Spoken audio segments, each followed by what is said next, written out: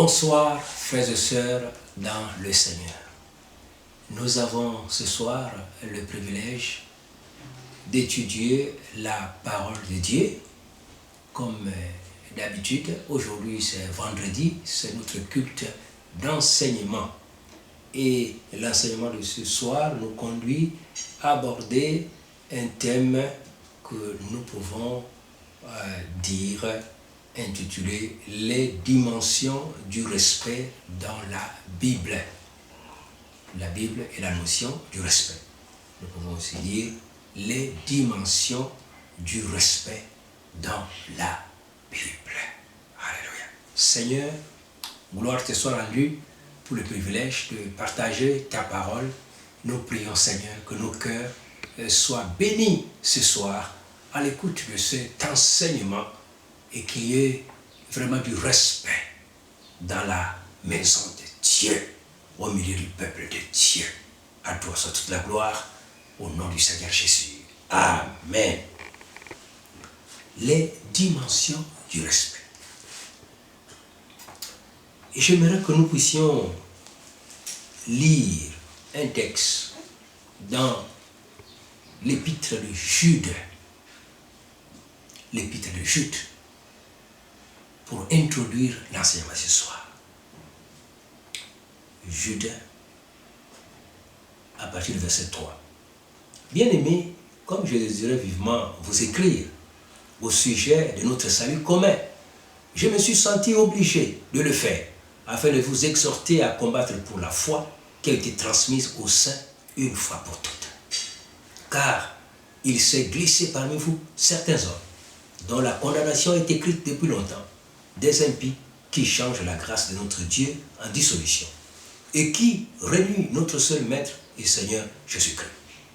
Je vais vous rappeler, à vous qui savez fort bien toutes ces choses, que le Seigneur, après avoir sauvé le peuple et l'avoir tiré du pays d'Égypte, fit ensuite périr les incrédules, qu'il a réservé pour le jour du jugement du grand jour, enchaînés éternellement par les ténèbres, les anges qui n'ont pas gardé leur dignité, mais qui ont abandonné leur propre demeure. Que Sodome et Gomorrhe et les villes voisines, qui se livrèrent comme eux à l'impudicité et à des vices contre nature, sont donnés en exemple, subissant la peine leur feu éternel. Malgré cela, ces hommes aussi, entraînés par leur rêverie, souillent pareillement leur chair, méprisent l'autorité et injurient les gloires. Or, l'archange Michel, lorsqu'il contestait avec le diable et lui disputait le corps de Moïse, n'osa pas porter contre lui un jugement injurieux, mais il dit que le Seigneur te réprime. Amen. Or, l'archange Michel, lorsqu'il contestait avec le diable et lui disputait le corps de Moïse, n'osa pas porter contre lui un jugement injurieux, mais il dit que le Seigneur te réprime. Les dimensions du respect dans la Bible. Gloire à Jésus. Nous voulons donc explorer, avec le temps que nous allons, quelques aspects de dimensions du respect dans la Bible. Nous parlerons de définition, ensuite nous allons aborder la dimension du respect envers Dieu. Ensuite, la dimension du respect envers les hommes, avec grand H. Après, nous irons encore analyser les dimensions du respect envers la nature ou l'environnement et nous conclurons notre enseignement, les dimensions du respect dans la Bible. Définition, selon le dictionnaire Hachette, le respect, c'est la considération que l'on a pour quelqu'un et que l'on manifeste par une attitude différente envers lui. Une considération que l'on porte envers quelqu'un et que l'on manifeste avec une attitude différente envers lui. Ainsi, manquer de respect à quelqu'un, c'est l'offenser. Manquer de respect à quelqu'un, c'est l'offenser. Première dimension du respect dans la Bible. c'est le respect envers Dieu. Alléluia. Dieu étant l'autorité suprême de l'univers et créateur de l'humanité exige qu'il soit respecté. Alléluia.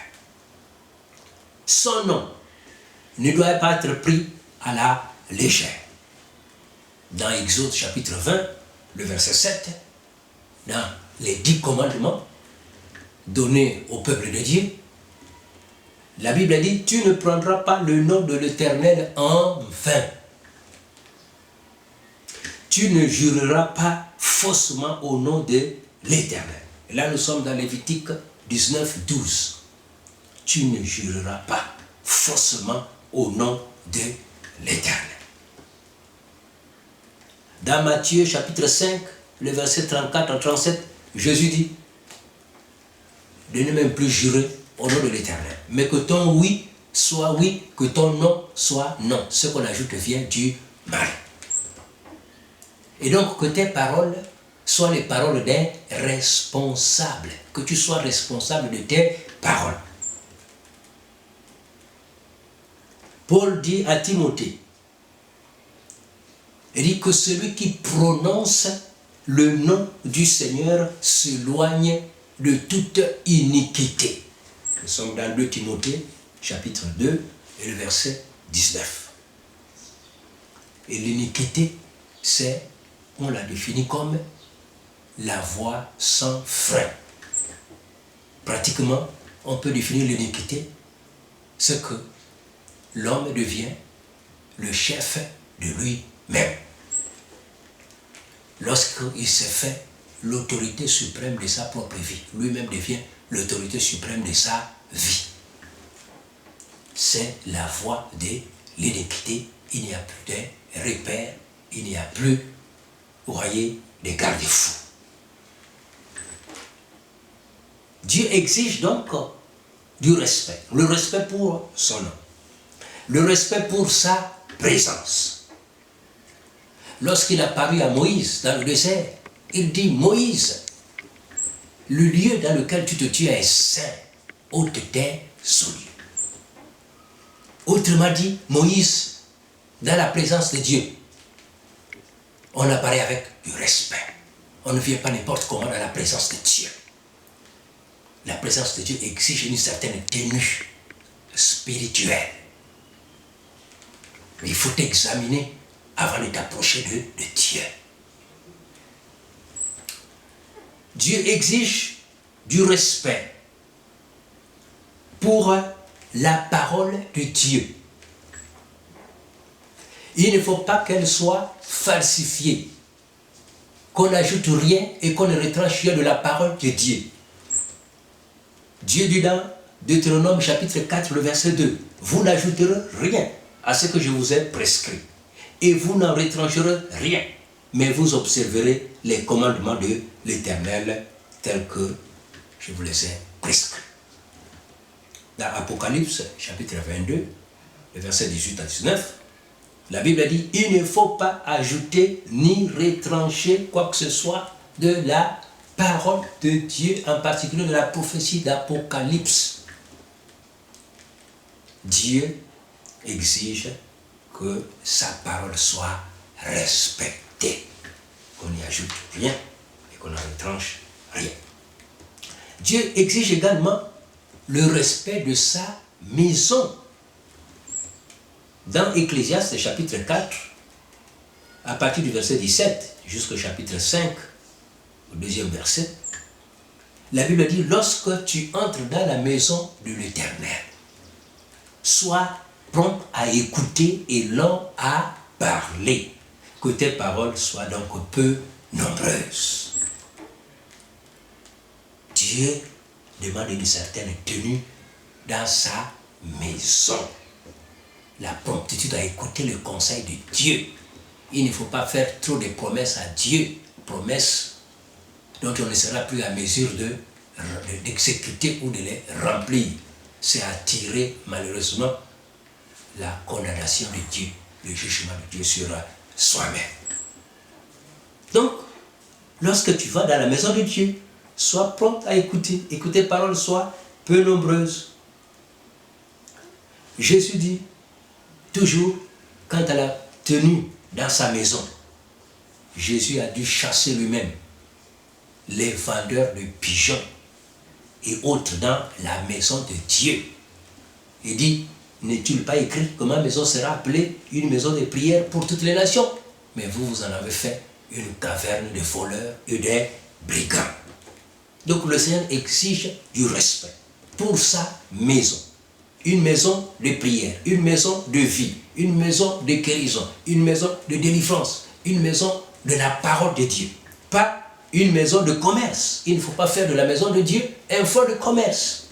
Pas une maison de désordre, une maison de division ou de haine.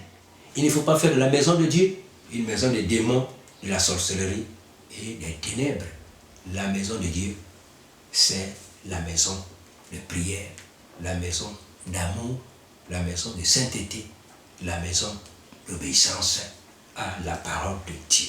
Donc Dieu exige que son nom soit respecté, que sa présence soit respectée, que sa parole soit respectée, que la maison de Dieu où on va l'adorer soit également respectée. Gloire à Dieu.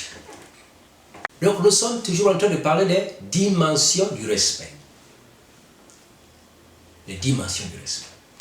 Le respect envers Dieu, le respect envers les hommes, le respect envers les autorités, le respect envers les leaders et le respect envers l'environnement. Donc nous étions dans la première dimension du respect. Et donc nous constatons que Dieu, en tant que première autorité de l'univers, exige du respect. Le respect envers ses créatures, le respect venant de ses créatures, et Dieu lui-même respecte ses créatures. Donc dans le texte que nous avons lu dans Jude, pour revenir sur le texte, nous avons lu au verset 10 comment Dieu est en train de reprocher certaines personnes qui se disaient frères en Christ et que la Bible appelle des faux frères dans cet épître de Jude, qui n'étaient pas respectueux et qui se permettaient même à injurier les esprits, à injurier les démons. Or, la Bible dit ici que même l'archange Michel, lorsqu'il était en contestation avec le diable par rapport au corps de Moïse, n'a pas manqué de respect envers le diable, n'a pas porté des propos injurieux envers le diable. Mais il a tout simplement dit que le Seigneur lui-même s'occupe de toi. Que le Seigneur s'occupe de toi. Que le Seigneur te replie, c'est-à-dire que lui-même, qu'il s'occupe de toi. Nous voyons là la dimension du respect au niveau angélique, au niveau des esprits. Alléluia. Au niveau des esprits. Donc Dieu demande ce respect, non seulement des hommes, mais également des anges. Même les anges sont tenus au respect dans leurs propos, dans leurs déclarations. Ils sont tenus de respecter. Même les anges déchus, ils ne leur parlent pas avec les insultes. Ils leur parlent avec du respect.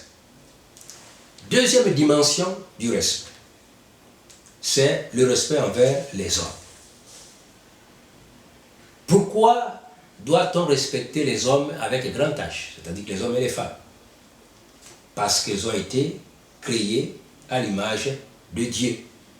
Et donc, ils méritent d'être respectés.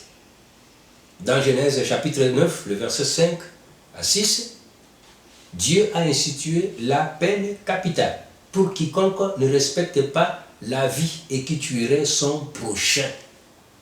La peine capitale a été réservée à ceux qui commettaient des crimes dans la parole de Dieu. Lévitique 19:15 dit également que la justice doit être impartiale, sans favoritisme. Les grands et les petits doivent être jugés selon les mêmes standards. Le respect de la justice. Il ne peut pas y avoir justice à deux vitesses. Une justice pour les grands, une justice pour les petits. La Bible dit que la justice doit être impartiale, sans favoritisme. Donc le respect des hommes implique également de respecter la justice impartiale, une même justice pour tous.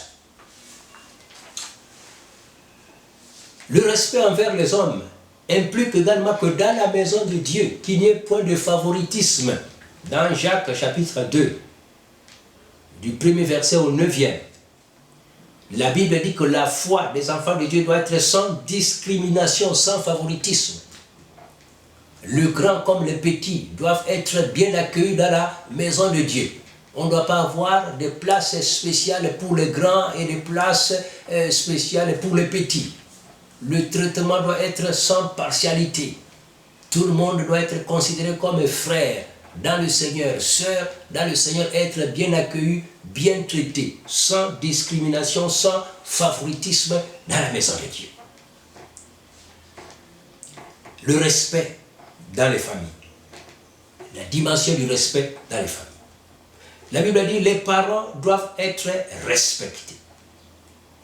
Il y a toujours dans les 10 commandements un commandement qui dit: honore ton père et ta mère, afin que tes jours se prolongent dans le pays que l'Éternel Dieu te donne en possession. Les enfants doivent respecter leurs parents. Lévitique chapitre 20, le verset 9 dit: si quelqu'un maudit son père ou sa mère, il sera puni de mort. Son sang retombera sur lui. Le respect dans les familles. Éphésiens chapitre 6, du 1er au 3e verset dit: enfants, obéissez à vos parents, selon le Seigneur, car cela est juste. Honore ton père et ta mère. C'est le premier commandement avec une promesse, afin que tu sois heureux et que tu vives longtemps sur la terre. Avec une promesse. La promesse d'une vie glorieuse et d'une longévité pour la gloire de Dieu. La Bible montre aussi des exemples, des enfants qui ont respecté les parents et d'autres malheureusement ne l'ont pas fait. Dans le cas de mauvais exemples, nous avons Ruben, par exemple, le fils aîné de Jacob. Ruben a manqué la bénédiction finale de son père parce qu'il avait commis une sorte d'inceste dans la maison de son père. Il alla prendre la concubine de son père comme sa femme. Il fut privé de la bénédiction. Cham, le deuxième fils de Noé également, fut privé de bénédiction parce que, ayant vu par mégarde la nudité de son père, au lieu de la couvrir, il alla au dehors la proclamer, la promulguer aux autres frères, aux autres enfants de Noé. Les bons exemples: Shem et Japheth, les deux autres enfants de Noé, vinrent et couvrirent la nudité de leur père à reculons. Et ils furent bénis par leur père. Joseph également, enfant de Jacob, était un garçon poli, respectueux et qui gardait la parole de Dieu dans son cœur, qui était différent de ses frères, qui manquaient de respect à leurs parents. Et Joseph fut béni jusqu'à devenir premier ministre dans le pays d'Égypte. La Bible parle également du Seigneur Jésus-Christ au jour de sa chair. Lorsqu'il était enfant, il obéissait totalement à ses parents. Il était respectueux. La Bible dit que les enfants aussi doivent être respectés. Le respect n'est pas seulement dans un sens, des enfants vers les parents, mais les parents aussi doivent respecter les enfants. Éphésiens chapitre 6, le verset 4 dit « Et vous, pères, n'irritez pas vos enfants, mais élevez-les en les corrigeant selon le Seigneur. » Colossiens également chapitre 3, les versets 20 à 21 réitèrent la même demande, que les parents respectent leurs enfants, les élèves dans l'amour, dans la sagesse, avec la parole de Dieu. Le respect, une autre dimension du respect, le respect dans le mariage. La Bible dit l'homme doit respecter son épouse et la femme aussi doit respecter son mari. Le lieu conjugal doit être exempt de toute souillure, car Dieu jugera les impudiques, Dieu jugera les infidèles. Donc, le respect dans le foyer, le respect dans la maison. L'homme ne doit pas humilier sa femme par des paroles grossières ou des actes barbares. L'homme doit respecter son épouse. La femme aussi ne doit pas humilier son mari par des réponses, grossières, impolies. Mais la femme doit respecter son mari. Le lit conjugal doit être gardé pur. Oui, comme le jardin entre l'époux et l'épouse, un jardin que Dieu arrose par sa bénédiction. Dimension du respect. Le respect envers les leaders. Une autre dimension du respect. La Bible demande que les leaders soient respectés. Que le leader soit respecté. Nous voyons un bel exemple du respect envers le leader. 1 Samuel 24 et 1 Samuel 26 nous parle, nous raconte le témoignage de David avant qu'il fût installé, intronisé comme roi d'Israël, alors que Saül était encore dans les affaires. Mais David était déjà choisi par Dieu pour le remplacer dans l'avenir. Saül, jaloux de David, cherchait à l'éliminer. Heureusement pour David, Dieu était avec lui, le protégeant. Mais à 2 reprises, alors que Saül poursuivait David, cherchant à le faire du mal, Saül tomba entre les mains de David. Mais à 2 reprises, David épargna la vie de Saül en disant qu'il ne pourra pas mettre la main sur loin de l'Éternel. Il a continué à respecter le roi Saül jusqu'au jour où il tomba, dans un champ de bataille et il mourut loin de David. Gloire à Dieu. Les dimensions du respect dans la parole de Dieu. Respect envers les leaders. David avait reçu au test du respect.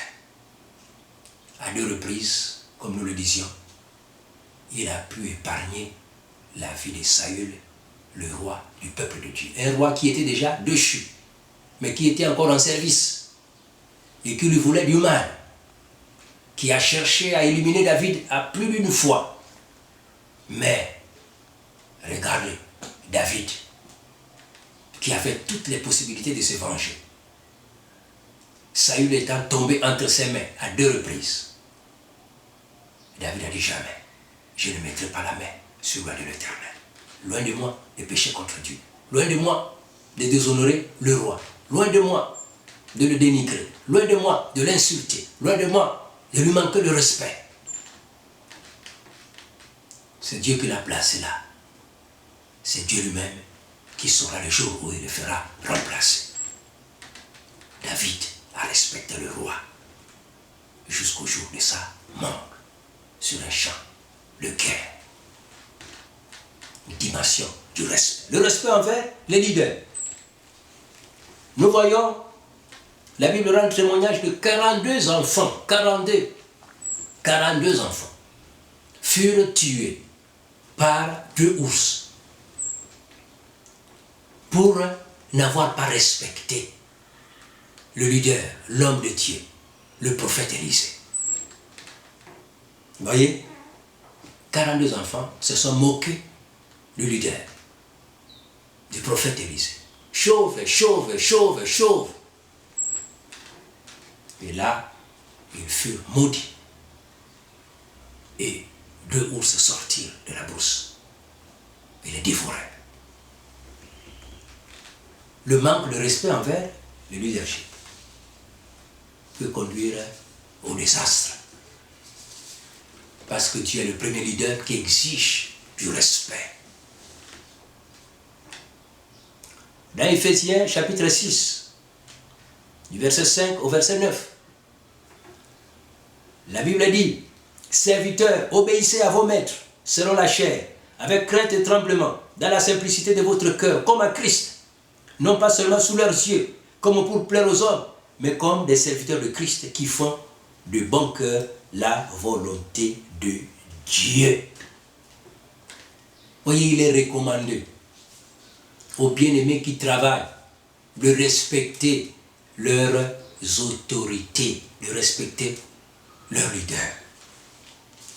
Et la Bible continue de dire: et vous, maîtres, agissez de même à leur égard et abstenez-vous des menaces, sachant que leur maître et le vôtre est dans les cieux et que devant lui il n'y a point d'acception de personne. Oui, les leaders également sont appelés à respecter les subordonnés.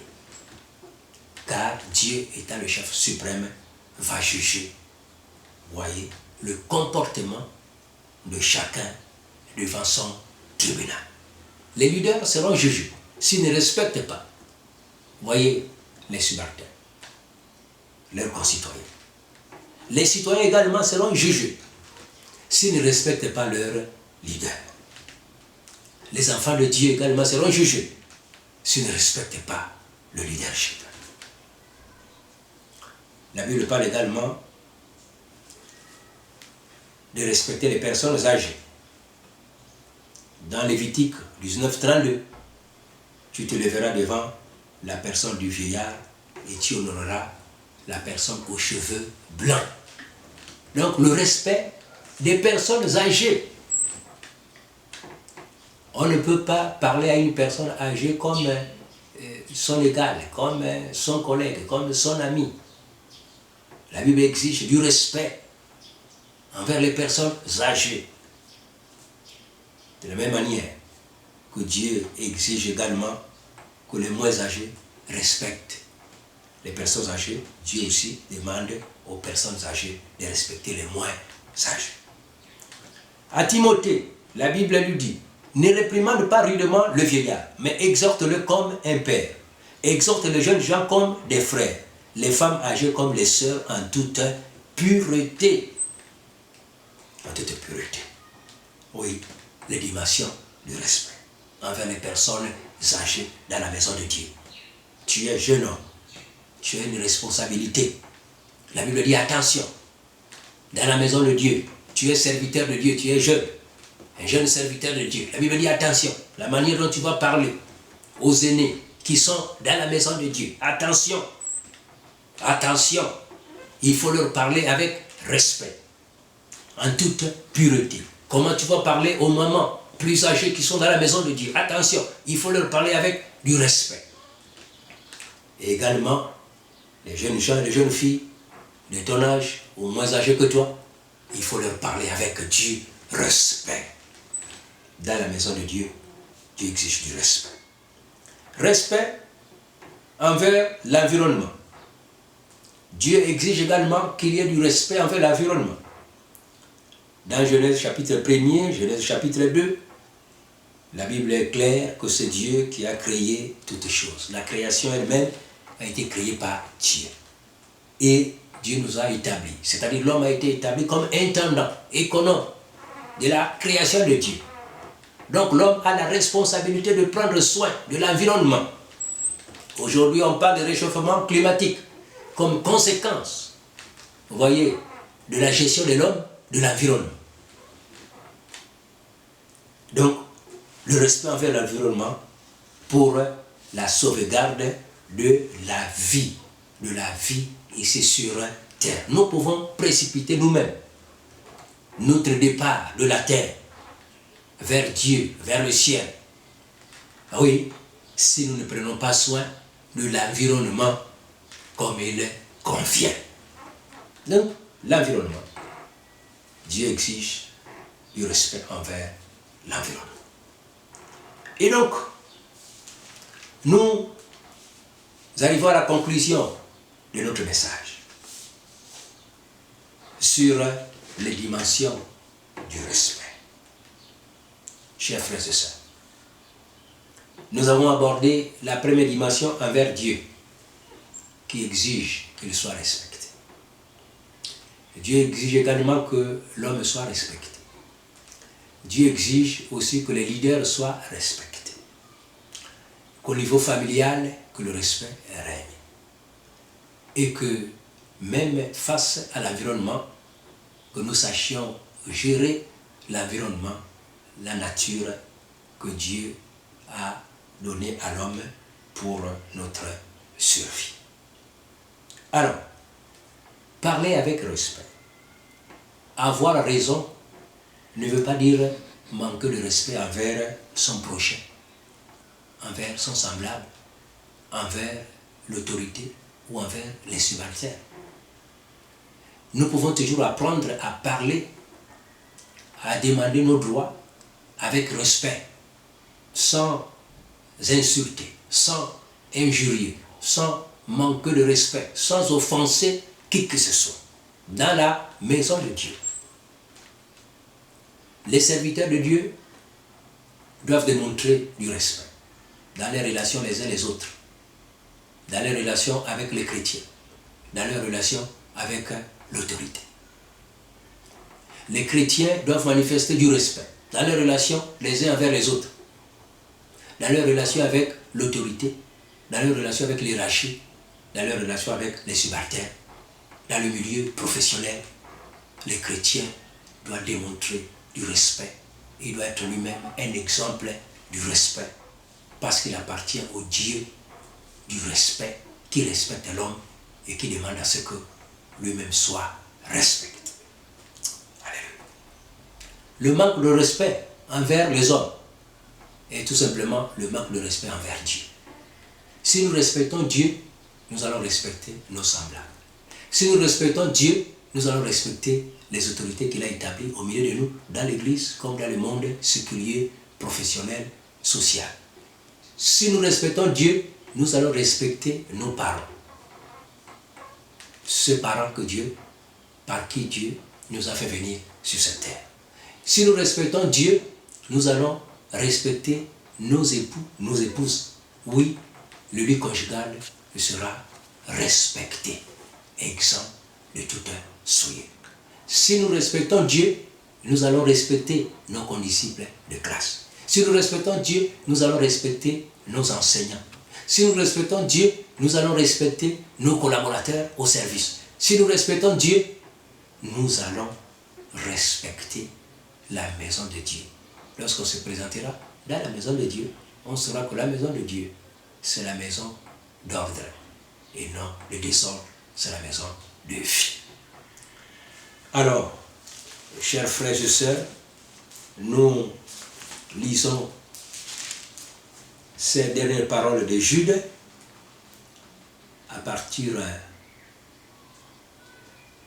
du verset 24. Or, à celui qui peut vous préserver de toute chute et vous faire paraître devant sa gloire irrépréhensible et dans l'allégresse, à Dieu seul, notre Sauveur, par Jésus-Christ, notre Seigneur, soit gloire, majesté, force et puissance dès avant tout le temps, et maintenant, et dans tous les siècles. Amen. Gloire à Dieu, chers frères et sœurs. Avec ces quelques mots, nous avons pu ensemble examiner les dimensions du respect dans la parole de Dieu. Et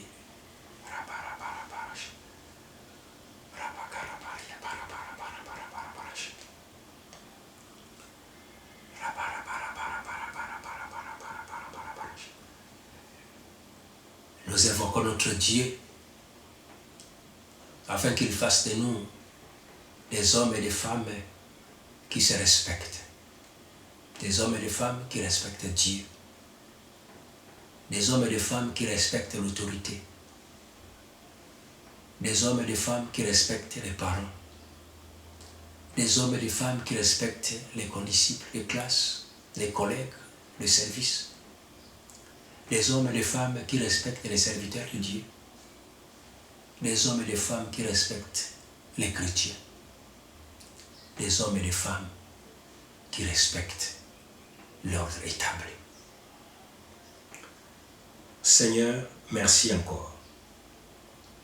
Toi qui es le Dieu de respect, qui nous respecte et qui désire que nous nous respections les uns les autres et que nous puissions te respecter. Seigneur, accorde-nous la sagesse, la maîtrise de soi.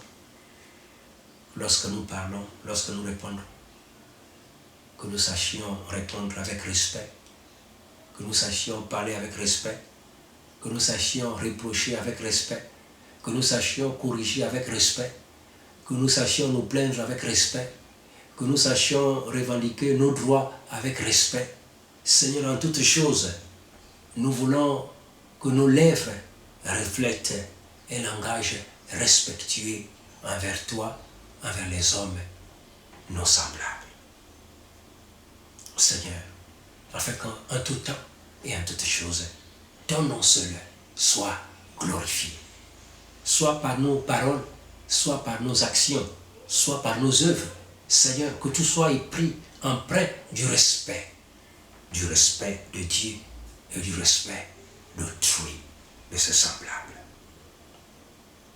Merci Seigneur, car cela n'est possible qu'avec ton assistance. Bénis l'Église Seigneur, qu'elle soit l'exemple du respect pour la nation, pour l'humanité. Et tout ceci soit pour ta gloire, au nom du Seigneur Jésus-Christ. Amen.